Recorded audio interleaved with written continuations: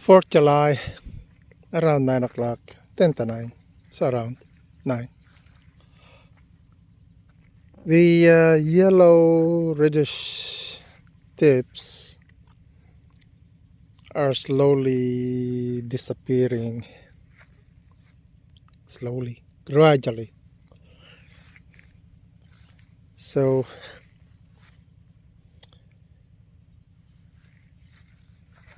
this part here, I asked Arvin what's up with it, and a few days ago or last week I saw him spraying Salvador,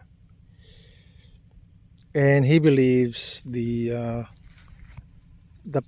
plant were hurt by the Salvador. Maybe it's just too strong.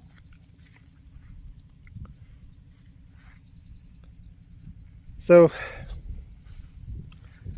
the solution to mitigate this yellowing rice leaf is, according to the website I read, is to broadcast, I think, potassium or phosphate. I think it's phosphate, and a little bit of urea of nitrogen. It seems like concentrated urea is not required, so it needed the energy to or nutrients to repel these bacteria blight. According to that document, although it may not impact yield, it will impact the quality of the rice once it's dried. It'll be cracked. That's the part of growing rice challenges. So currently we're flooding the rice field. Recently the urea and 0060 were broadcasted a few days ago, or I think it's yesterday. So it needed the field to be flooded again, because I think potassium is not mobile. It needs to be absorbed into the dirt, and how you do that is to flood the field.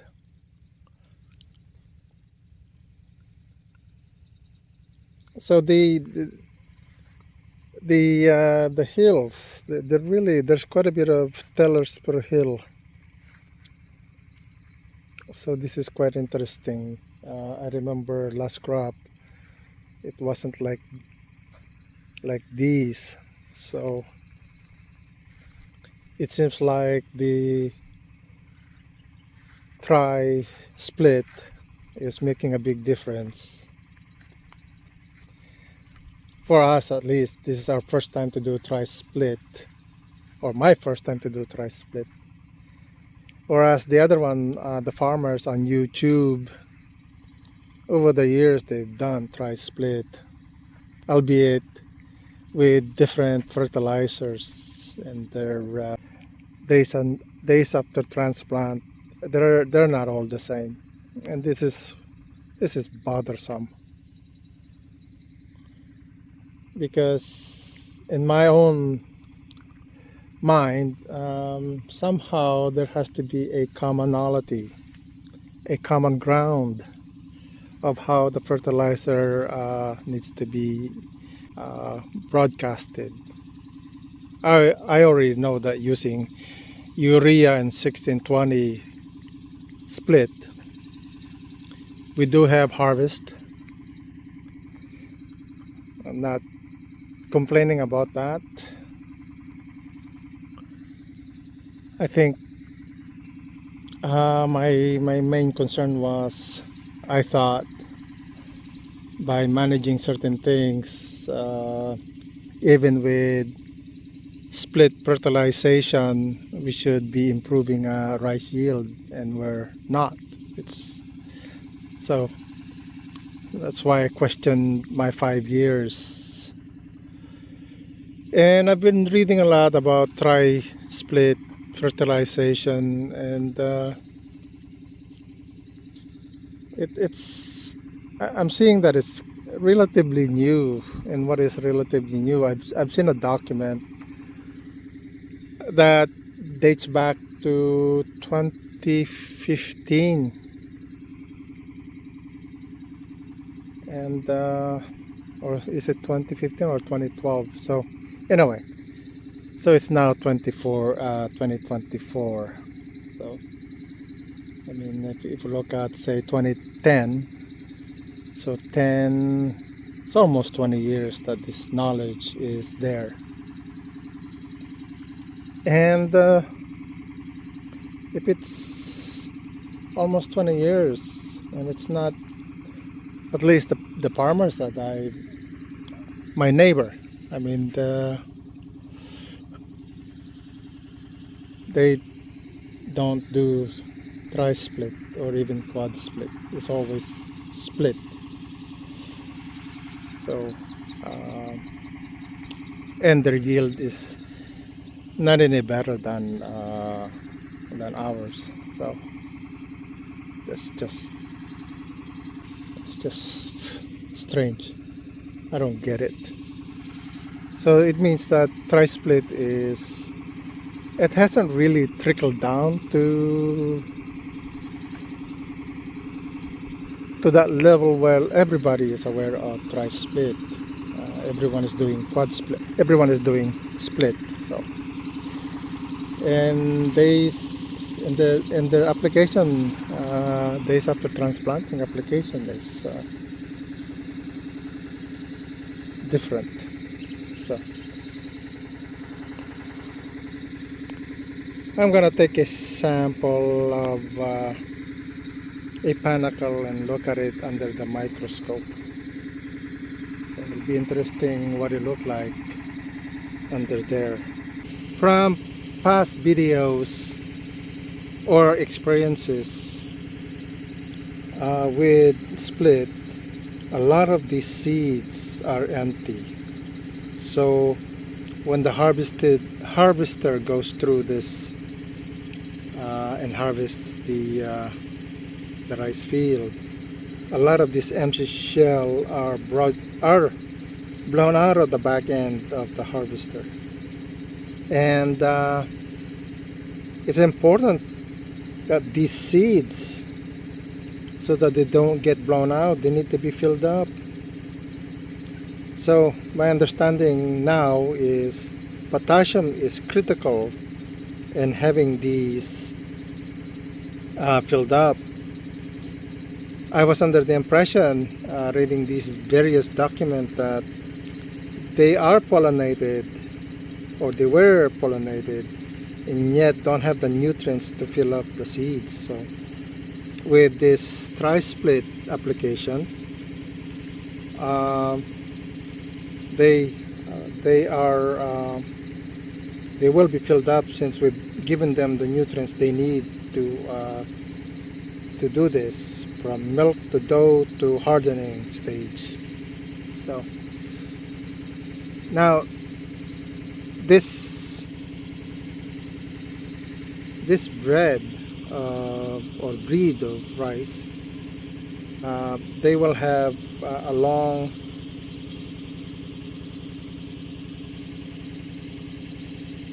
panicle and lots of spikelets that this RC640 is supposed to have. And frankly, they're long. They're long panicles. So now these that already booted out and now into the flowering stage.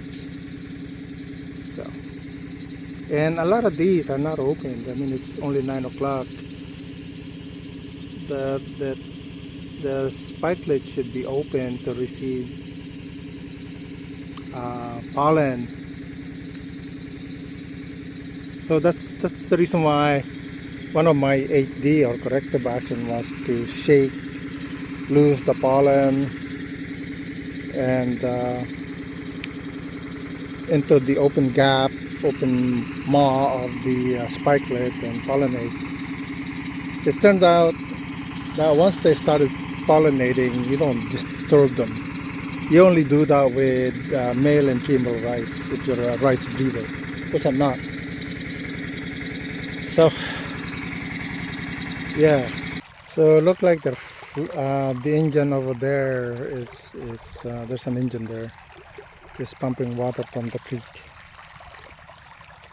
And I don't want to go too far. I don't want to get into an accident. So we'll see under the microscope these things. I'm just curious about the rice. I just noticed on this side the amount of leaf that are red or yellow are not a lot compared to the one at the north side. So I'm the south side. So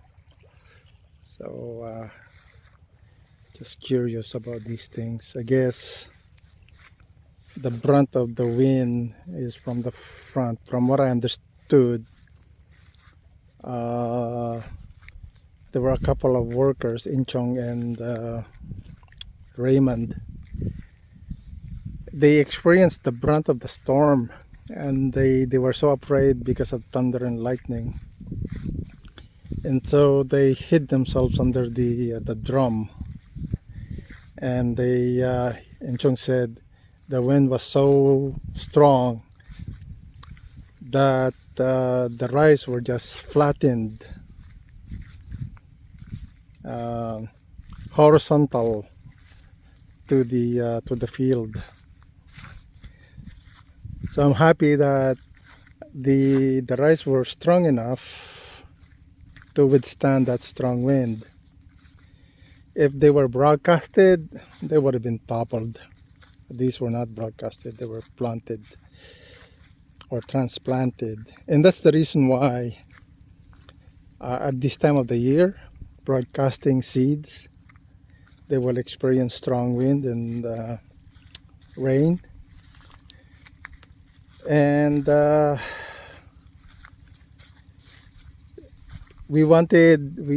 because it happened before, I think, based from Arvin's experience, that's the reason why he keeps saying we don't want to do broadcasting. They're just too weak against potential windstorm or strong wind. So by broadcasting, it does save on labor cost. There is labor cost to transplanting. Currently it's 8,000 per hectare. Next go round it will probably 8.5, adjusting for inflation. So food cost is increasing. The peso hardly buy its buying power is reduced. It's acting like a penny or even a 10 cents. It's a peso is no longer a peso in value compared to many years ago. Its value is reduced quite a bit. It's acting like a 10 cents. In fact, changes like 5 cents, 10, 50 cents, they're no longer used. In fact, people throw them out. I see them on the street quite a bit. 10 cents, 25 cents. I see them glittering in the sun on the street. They have no buying power anymore. So that's how it is with inflation. Well, I can't decide which one to pull out for data or for analysis. So I guess I'll simply just take this one and bring it home. So this is what it looked like. The root system is quite a bit. I mean, when I pulled it up, it took this whole chunk of dirt along with it. So the root system is pretty good. Yeah, when I washed the roots, I had no choice but to shake the hill, so all of the pollens are gone. So I'm going to take one of these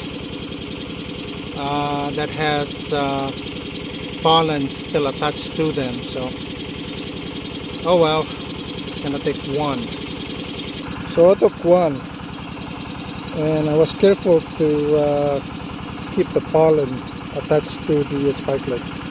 So these are the pollen that came off the panicle. This is what they look like. Magnification 200 or 200 times magnification. So I have no, actually I can really look close, even closer. Ah, so that's the anthers. Actually, it's just the covering of the anthers. Or the anthers. Oh, well, that might, at this level, it's finicky to look at the flowers. So looking at the seeds themselves, that's what those seeds look like.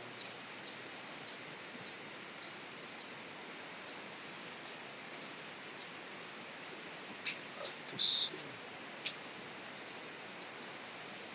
I think just looking at the vein.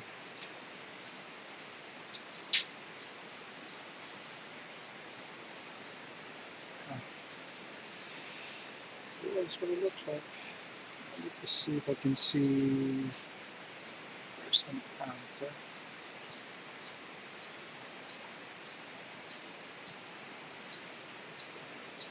Let's see.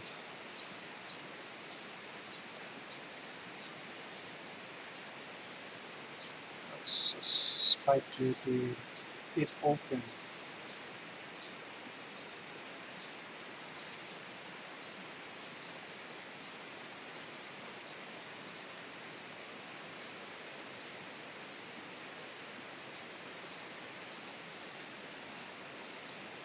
I guess the pollen is so microscopic that it's hard to see pollen.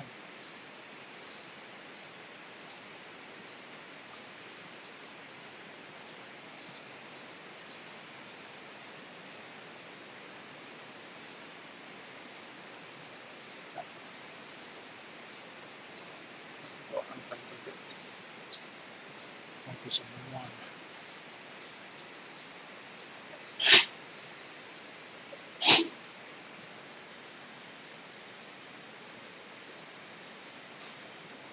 It has to be centered.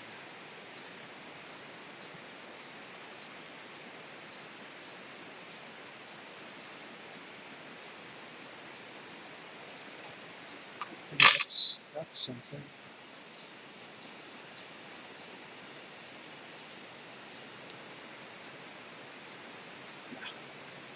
Now it's hard to focus. Yeah, that's what a seed looks like. The height of the rice paddy is, or hill, is 41 inch long. The root system was spread out when I pulled it, and so it's not like it penetrates into the ground. It's actually spread out, and if you were to look at the length of the roots, it would be like this, and that's about 6 inches long. Well, let's just see, is it really 6 inches long?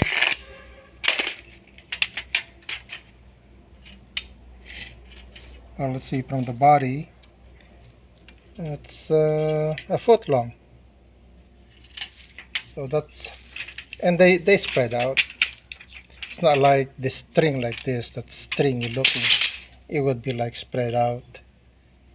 And actually, it's the first time I really look into this root system. They don't penetrate into the earth, they spread out because it's easier to spread out than penetrate deeper into the ground. So the that's quite interesting. So I'm gonna cut this up and count the tellers. So I cut it in half, just chop it up, and basically, let's see here, making that one.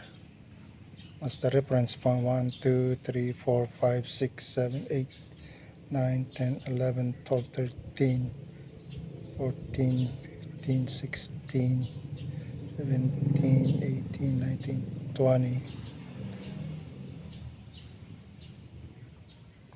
21, 22, 23, 24, 25, 26, 27, 28, 29, 30, 31, 32, 33, 34, 35, 36.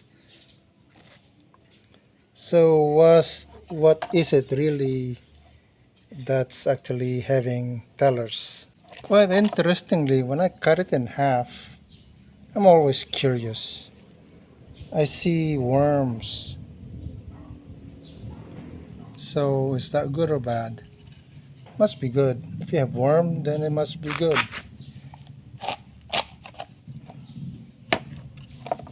Huh. So just want to understand the generation of tellers. They actually generate from the middle. I mean, they have a common root system.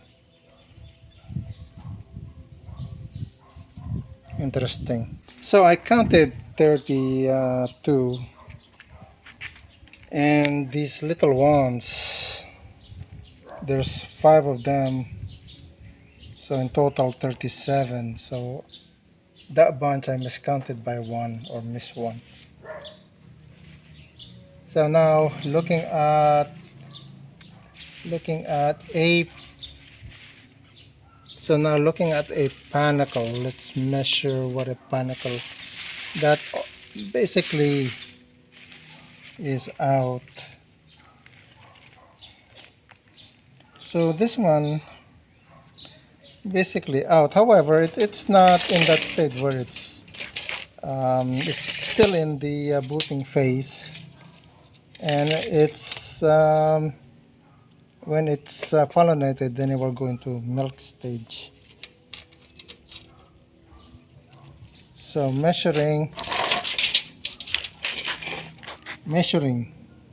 from the first branch, which is that, and the first in the tip, it's looking around 9 inches. Okay, let me just remove the this flag leaf. So flag leaf is basically that protects or sheath sheath the panicle. So that's what it protects the panicle. So let's see here, the first branch. So 8.5 inch, and it's not fully extended yet. And when it's fully extended, it may come up to about a foot. So I'm excited to see what it actually will end up being. This 640. So the main thing is the main thing are these what you call neck, or the back of the neck. It look kind of skeletal, back of the neck, skin. Anyway, The important part are these are pollinated and they're filled up. So in the past, I was watching the harvester blow out a lot of these shells. They were empty, and so now knowing those and understanding that you gotta apply a lot of potassium